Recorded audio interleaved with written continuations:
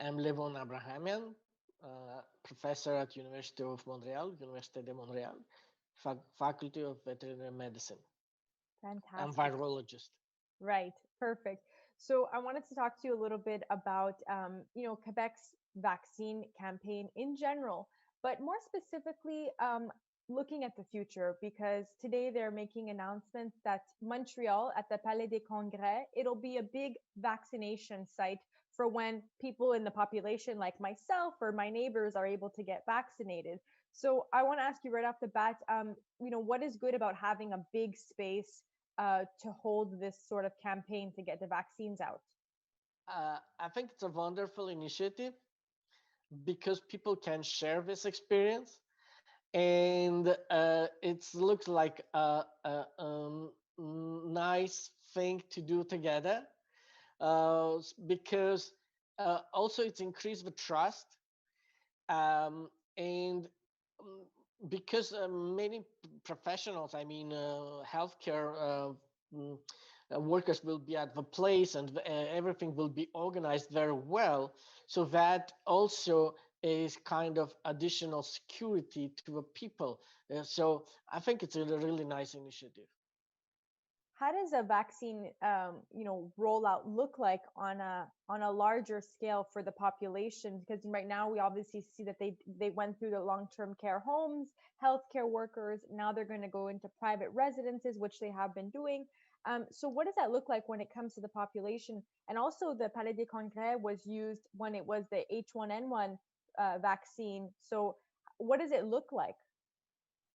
Um, when you have this type of, like I said, well organized event, it's good because, like yeah, I said, you have all these professionals which will take care of you.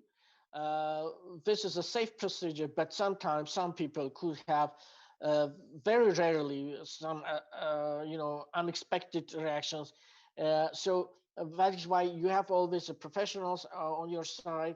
They can always help. It's fun. It's give you like a more trust between the health workers and population. Quebec, in general, has been handling this issue very well. Vaccination campaign. The entire population have been divided in several groups, 10 groups in overall, in order of priority.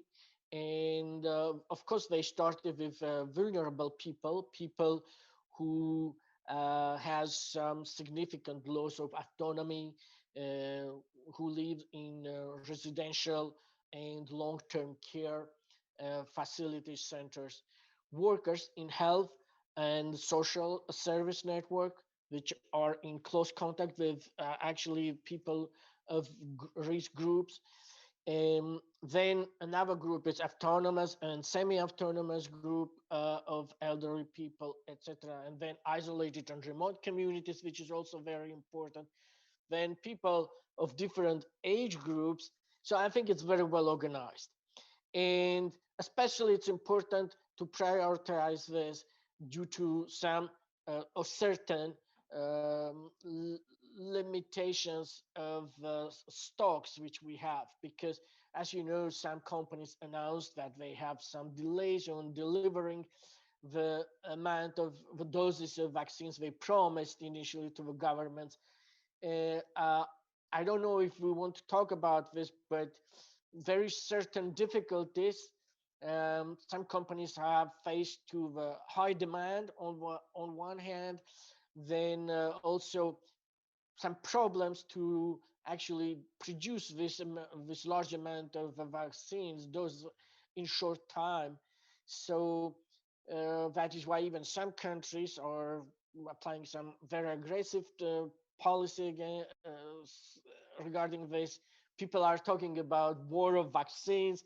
I hope this is just a mass media uh, um, highlights, but the empathy in general and the commitment of government is evident.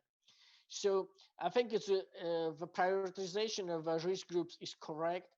The only now issue is to have enough vaccines to follow to these priority groups and vaccinate all people who need. Is that worrisome though at this point where we're seeing the delays? And of course, we had some pretty strict timelines. They wanted to have all of the people in private residences, starting to be vaccinated, and it's a little bit of a delay that we're seeing in those vulnerable groups. So does that pose a worry for just the rest of the population, the rest of the priority groups, in terms of how fast we'll be getting it? And is it an issue for Quebecers? Is this going to hurt Quebecers in the long run? I hope it will not. Again, the governments from not only Canadian but other governments have invested a lot of money in research and helping to the private companies to develop these vaccines. So therefore, there are some commitments between private sector, the industry, and the governments. So I hope this difficulty will be overcome. Of course, some delays could happen, but again, that is why the population in general have been divided on different groups, and according to these priorities, the vaccination campaign will work.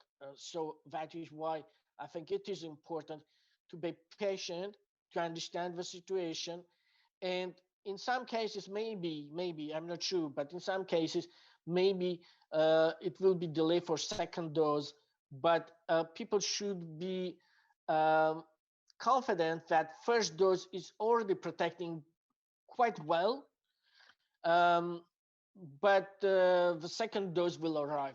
I'm pretty sure it will arrive. So what does that mean for the current restrictions that are in place, right? Because we were looking at the dates, and February 8th is when, the province is expected to stop the curfew and maybe, loosen restrictions right now. But based on the timeline, we were supposed to be a little bit more advanced on our vaccinations. Um, Cases are looking like they're going a little bit better. Today was the first day, Monday, that cases are below 1,000 since November. So is that good news? And does that mean that Quebec should be starting to get back to normal in terms of no more curfew and maybe reopening some aspects of the economy? There is definitely a marked decline now of the number of new infections, and this is a good news. However, I would just highlight here something. People who already get vaccination, first inoculation, for example, they're protected, but it needs some time to develop this protection. In average, it's between 2 weeks, 3 weeks, while organism patient who is inoculated will develop vaccine antibodies. Okay, so that is why, in theory, people who have been vaccinated, they're still vulnerable to infection during first 2 weeks, and they can spread also. If they are already infected, they can still spread theoretically virus. Therefore, it is important even for inoculated, vaccinated people to still respect the overall rules of social distancing, wearing masks, washing hands, etc., etc. Therefore, I think that the government gradually will, of course, will weaken all this quarantine measures, but it still will be gradual. Like I said, it will not be tomorrow, because again, vaccine, we have vaccine, but we have to vaccinate a lot of people, thousands, millions of people, and initially during this first time, between first and second dose of vaccination, people are still both vulnerable to be infected, and they are also potentially uh, carriers of viruses. So in your view, do you think on February 8th, things should go back to normal in terms of, maybe going shopping again, and some stores, let's say, that have doors that are on the outside, maybe not in a shopping mall, but stores that are out on the street, Do you think that would be a good idea to reopen since things are looking to be better? Or do you think it's good to keep things as they are for a longer period to make sure that things are getting better? Of course, the balance is always important. This pandemic shows that it's not only the issue of health, it's also issue of psychology, right? The mood is a psychological situation and economy of the people. So I think government will carefully evaluate all these three main components and will take a right decision. Anyway, my own suggestion is still trying to avoid crowded places uh, and keep respecting the all this measurement which we usually mention, like wearing mask, washing hands, and keeping social distancing. Because unless we reach that desirable 60-70% of vaccination level of community, we still are vulnerable to the pandemic, to the infection.